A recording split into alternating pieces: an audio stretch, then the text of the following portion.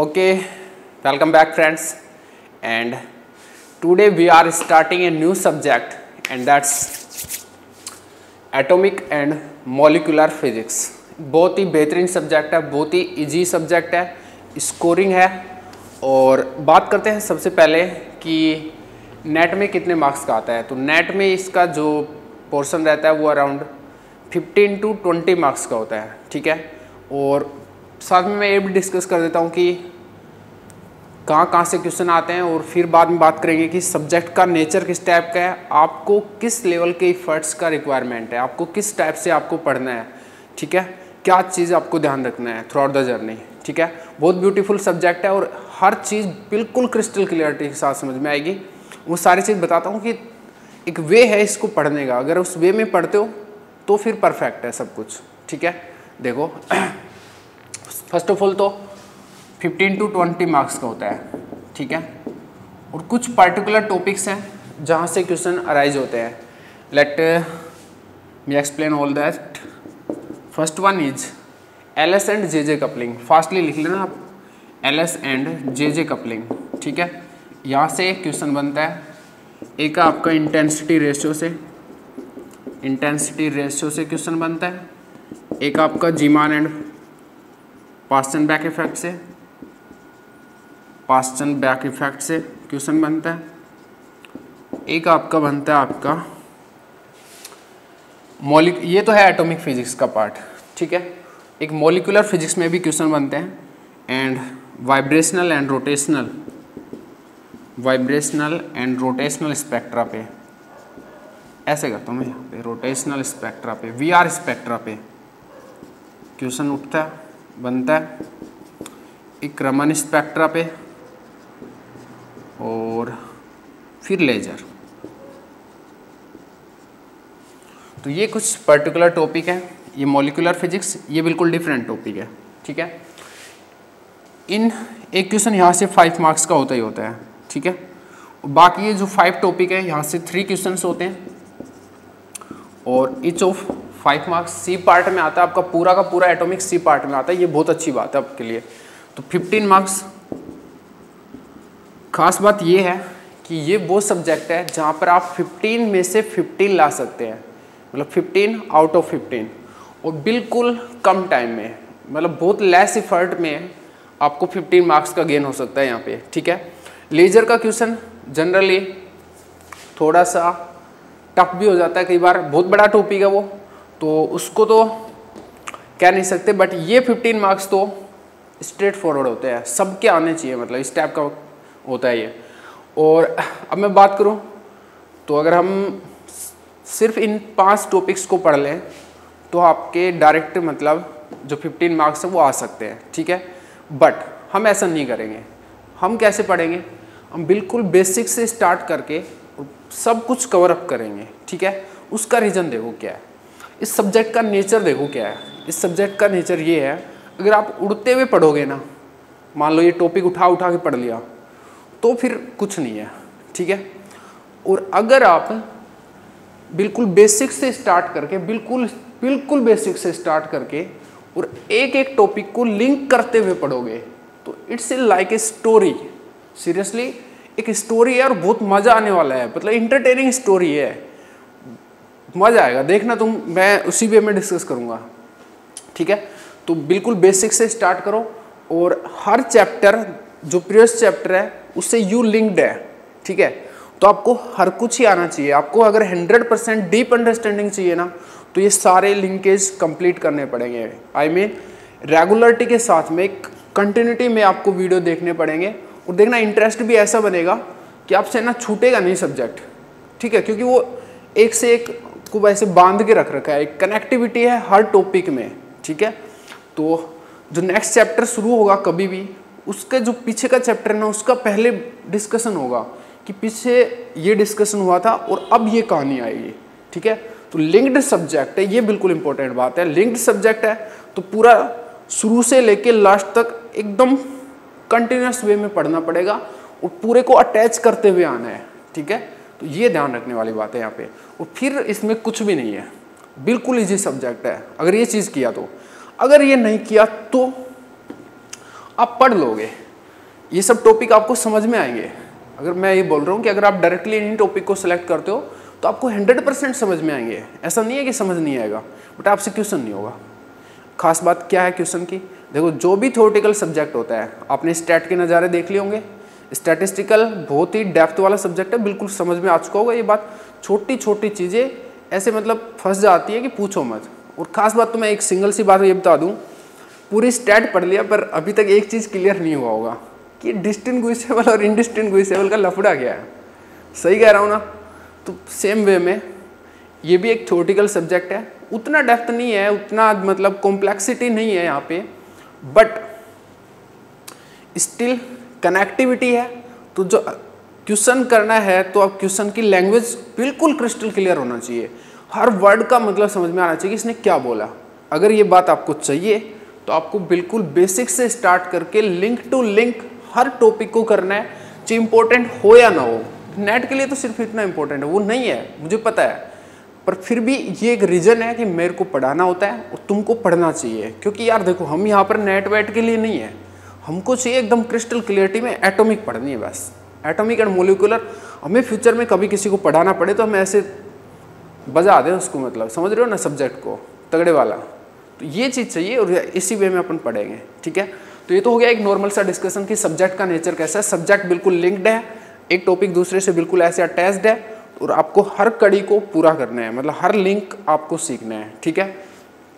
और ये नेट के लिए 15 to 20 मार्क्स आएंगे, जो कि परफेक्टली 15 to 15 आ सकते हैं और बहुत कम समय में, ठीक है। ये कंक्लूजन है। नेक्स्ट अब स्टार्ट करते हैं, और उससे पहले बुक और आपका मतलब प्रैक्टिस कैसे करना है, ठीक है।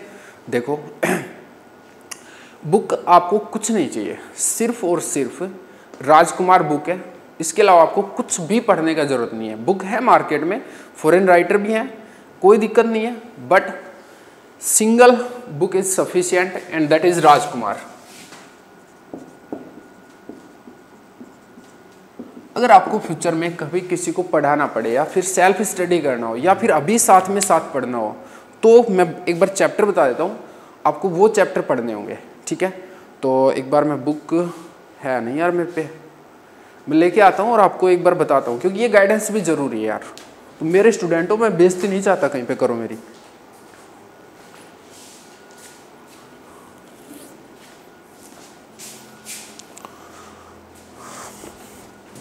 अपना एक सिंपल सा टारगेट है, अगर तुम मेरे से पढ़ लिए तो ये है कि फ्यूचर में जहाँ भी जाओ तो तुम में झलक दिखनी चाहिए मेरी, सही है नहीं है, मतलब बिल्कुल रोयरिंग होनी चाहिए, तुम डेप्थ होनी चाहिए तुम में।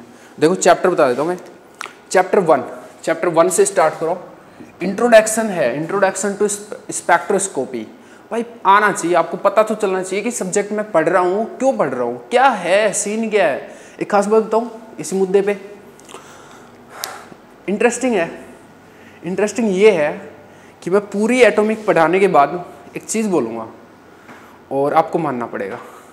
बात ये है कि एटॉमिक एंड मोलिकुलर फिजिक्स जो आप सब्जेक्ट पढ़ रहे हैं, ये एग्जिस्ट ही नहीं करता, ये सही है ही नहीं, पूरा ही गलत है। सुनना, वापस सुनना। एटॉमिक एंड मोलिकुलर फिजिक्स जो एक सब्जेक्ट है फिजिक्स में, जिसको आप पढ़ते हो एमएससी लेवल तक, वो सब्जेक्ट है ही नहीं। वो सब्जेक्ट पूरा का पूरा गलत है, उसका जो बेसिक है वो पूरा का पूरा ही गलत है, वो एग्जिस्ट ही नहीं करता, वैसी चीज होती नहीं है। सोचो सोचो। तो दैट्स वाई हर चीज़ बिल्कुल क्रिस्टल क्लियर। चला इस मुद्दे पे बात होगी तो मैं बता देता हूँ क्यों नहीं है, मतलब पूरा। पर यार ये अभी बोलना सही नहीं होगा, क्योंकि फिर है ना इतना मतलब क्या बोलते हैं ना, दिमाग में क्वेश्चंस अराइज हो जाएंगे कि रिप्लाई देना मुश्किल हो जाएगा, तुम्हारा खुद को खुद से बात करना मुश्किल हो जाएगा। अगर तुम्हें इस लेवल पे इस बात को मतलब रियलाइज कर लिया ना, जो मैं बोल रहा हूँ कि एटॉमिक फिजिक्स पूरी की पूरी गलत है, एग्जिस्ट ही नहीं करती, ऐसा कुछ है ही नहीं, जामे नहीं है संसार में, ऐसी कोई चीज़ एग्जिस्ट ही नहीं करती atomic physics, nothing, seriously. Actual में रीज़न ये है कि जैसे देखो एटॉमिक फिजिक्स पूरा का पूरा किस पे बेस्ड है, बोर मॉडल पे, ठीक है ना। जो हाइड्रोजन एटम का बोर मॉडल है उस टाइप का कंसेप्ट पे बेस्ड है कि इलेक्ट्रॉन है वो रिवॉल्व करते हैं सर्कुलर ऑर्बिट्स में, ये और वो। और आपको पता है वो थ्योरी सही नहीं है। थ्योरी राइट थ्योरी क्या है, क्वांटम मैकेनिक्स से। तो अब हम हीलियम भी पढ़ेंगे। मतलब एल्कली स्पेक्ट्रा भी पढ़ेंगे सोडियम वगैरह को, तो वो सही है ही नहीं वो चीज़ कि ऐसे रोटेट कर रहे हैं इलेक्ट्रॉन ये वो कुछ है ही नहीं, ऐसा होता ही नहीं है, तो सारा का सारा गलत हो गया। ये बात है। मैं जो जो एक्सप्लेनेशन है वो क्वांटम मैकेनिक्स से आता है। फिर बात आती है कि फिर पढ़ क्यों रहे हैं जब गलती है, आपको पता चल गया तो जो बड़े बड़े लोग हैं उनको भी पता चल गया था, तो सब्जेक्ट हटा देना चाहिए था, खत्म करने देना चाहिए था एटॉमिक को। सही बात है या नहीं है? तो फिर हम पढ़ क्यों रहे हैं बताओ, फिर क्यों पढ़ रहे हो? Reason is very clear. देखो बड़े बड़े लोगों ने हाइड्रोजन एटम पे क्वांटम मैकेनिक्स लगा के देखी, ठीक है, और उनको पता चला कि हाइड्रोजन एटम पे अगर हम क्वांटम मैकेनिक्स अप्लाई करते हैं तो जो श्रोडिंजर इक्वेशन है उसको सोल्व करने में हमारे फिल्टर है एक तो इधर लद्दाख की साइड चला गया और एक कहीं और चला गया, ठीक है, मतलब फिल्टर इधर उधर हो गए थे। सिर्फ हाइड्रोजन एटम को क्वांटम मैकेनिकली स्टडी करने में हमारे फिल्टर ऊपर नीचे हो गए। मतलब एक 1 इलेक्ट्रॉन सिस्टम को स्टडी करने में हमारे जो फिल्टर है दिमाग के वो इधर उधर हो गए। हमसे श्रोडिंजर इक्वेशन सोल्व करने में पसीने आ गए। सीरियसली तुमने वो लेक्चर मेरा देखा होगा यूट्यूब पे, पागल हो जाता आदमी उससे, समझ नहीं आता एक बार में, तो वो ना समझाने वाले की हिम्मत होती है उसको मैं अच्छे से एक्सप्लेन कर पाऊँ। सही कह रहा हूँ। अब बात आई अगर हीलियम पे, चलो हीलियम तक संभाल लेंगे, लिथियम तक संभाल लेंगे। बात आई सोडियम की 11 इलेक्ट्रॉन है, दिमाग के खरपतवार हो जाएगी, पता नहीं चलेगा कहाँ से कहाँ पे सारे फीचर इधर उधर हो जाएंगे दिमाग के। That's why we study that phenomena, that quantum mechanics जो थिंग है जिसको हम क्वांटम मैकेनिक्स से पढ़ना चाहिए, उसको हम एक अप्रोक्सीमेट वर्जन में एटॉमिक के थ्रू पढ़ते हैं। ये एक अप्रोक्सीमेट वर्जन है, ध्यान रहे, एक रियल एग्जिस्टिंग थ्योरी नहीं है जो आपको 100% चीज़ें सही वे में दे दे, वो एटॉमिक नहीं है, बट एक अप्रोक्सीमेशन देगी। अब आई बात समझ में? That's why we are studying और that's why this subject doesn't exist. चलो बढ़िया बात है।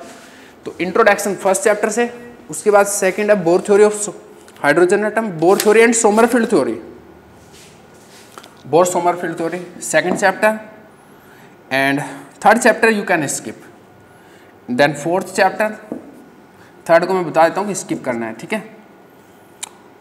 फिफ्थ पूरी कंप्लीट पढ़ना है, एक एक वर्ड, 6, 7, 8, 9, 10, 11 छोड़ दो, 12, yes, 13, yes, 14, yes, 15, yes, 16, yes, 17, yes, 18, yes, 19, yes, 20, yes, and 21, yes.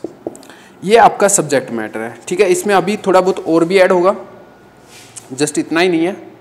और लेजर मैंने इसमें स्किप किया है, लेजर को आपको सेपरेटली पढ़ना पड़ेगा, और लेजर आपको पढ़ना पड़ेगा अजोय घटक से, ठीक है। लेजर का एक पर्टिकुलर बुक आता है स्पेशली अजोय घटक का, वहाँ से पढ़ना पड़ेगा, ठीक है।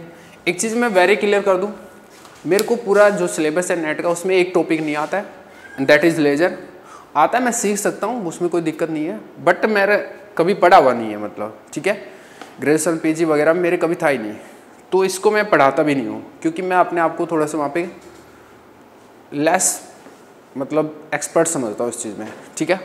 तो मैं इसको स्किप करके चलता हूँ। दूसरा ये बहुत बड़ा है यार, दूसरा एक रीज़न और भी है कि बहुत ज़्यादा रट्टाफिकेशन है, फॉर्मूले का बहुत ज़्यादा रट्टाफिकेशन है, और फॉर्मूले भी जो है ना वो कॉम्प्लेक्स टाइप है, तो मेरा थोड़ा सा मन कम करता है फिर रट्टाफिकेशन में, इसलिए मैं इसको छोड़ना पसंद करता हूँ, ठीक है।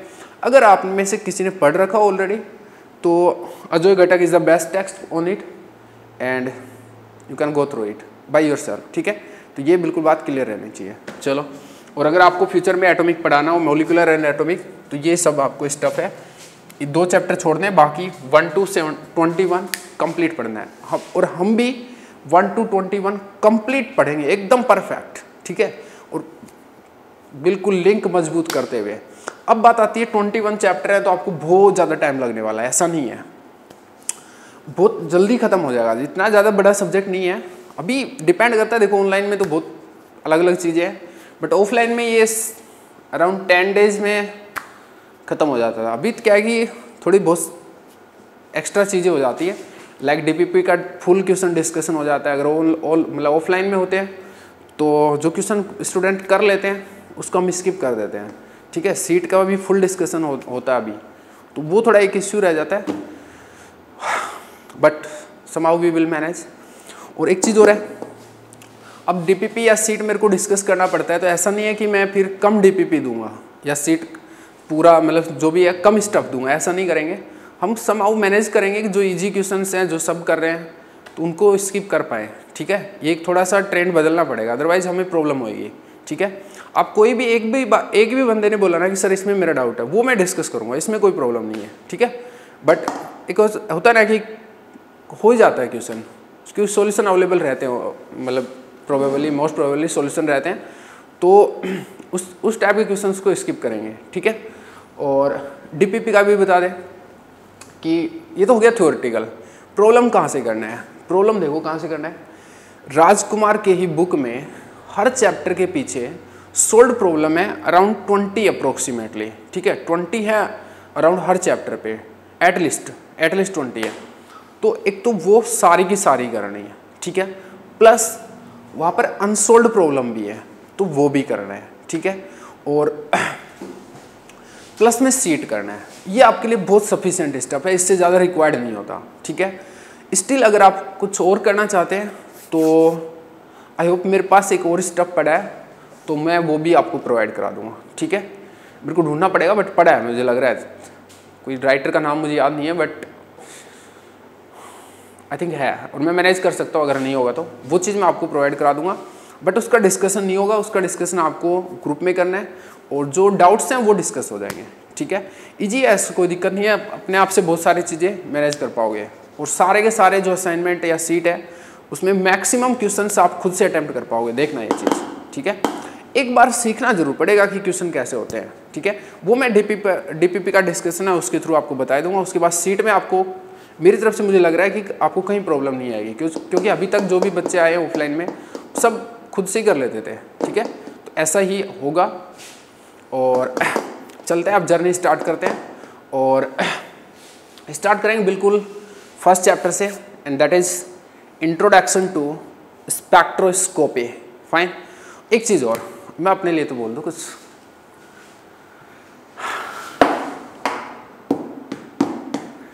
ये वो सब्जेक्ट है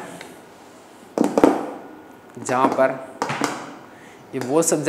पर अभी बोलना सही नहीं होगा ना, बात यह है कुछ भी पूछना रिप्लाई करूँगा, ठीक है।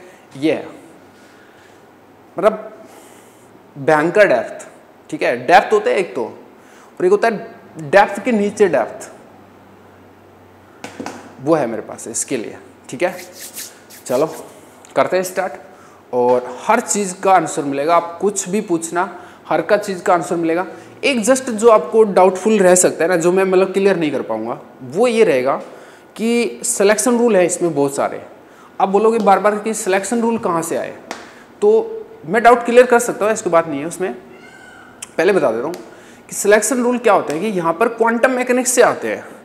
अब यहाँ पर हम क्वांटम मैकेनिक्स को मतलब बात ही नहीं कर सकते, इस जब एटॉमिक पढ़ रहे हैं तो हम उस लेवल पे क्वांटम मैकेनिक्स को मतलब सिलेक्शन रूल को डिराइव नहीं कर सकते। तो आपको है ना एक बार थोड़ा सा याद ही रखना पड़ेगा डायरेक्टली कि इस पर्टिकुलर स्कीम में ये सिलेक्शन रूल है।